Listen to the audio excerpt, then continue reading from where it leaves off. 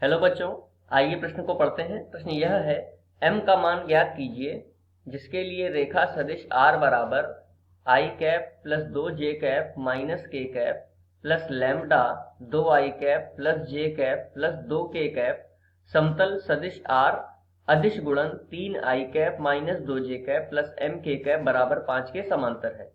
आइए सर्वप्रथम प्रश्न की मुख्य अवधारणा को जान लेते हैं। मुख्य अवधारणा, इसके लिए सर्वप्रथम हम चित्र को बनाएंगे। देखिए यहाँ पर एक समतल दे रखा है सदिश r और इसका अदिश गुणन 3i minus 2j plus mk के साथ में।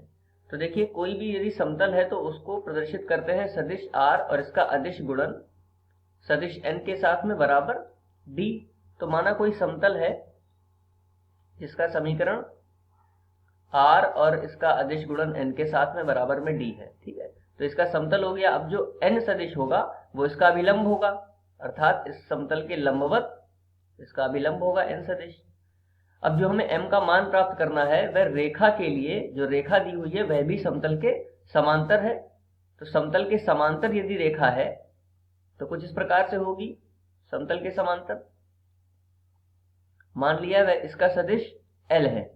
तो देखिए यदि अभिलंब समतल के साथ में 90 डिग्री का कोण बना रहा है तो वह इस रेखा के साथ में भी 90 डिग्री का कोण बनाएगा, क्योंकि रेखा समतल के समांतर है और ये जो अभिलंब है ये समतल के लंबवत है, तो अर्थात यह रेखा के भी लंबवत होगा। अब यदि ये रेखा के लंबवत होगा तो इन दोनों का जो अदिश गुणन है अर्थात n सदिश और l सदिश का अदिश गुणन 0 के बराबर होगा, क्योंकि ये लंबवत है।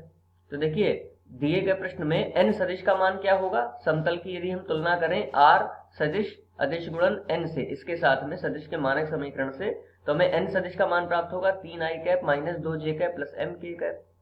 इसके अतिरिक्त यदि रेखा के लिए l सदिश प्राप्त करना है तो देखिए तुलना क्या करेंगे। रेखा क्या होती है, r सदिश बराबर a प्लस लैम्डा l। तो इसकी दिक्कोज्याएं क्या होंगी, जो लैम्डा के गुणांक में सदिश दे रखा है अर्थात 2i cap plus j cap plus 2k cap. तो आइए इस मुख्य अवधारणा से इसको हल करते हैं। तो n सदिश का मान क्या है, n सदिश का मान हो जाएगा 3i cap minus 2j cap plus mk cap और इसका अदिश गुणन निकालेंगे 2i cap plus j cap plus 2k cap के साथ में, बराबर में कितना आना चाहिए, 0।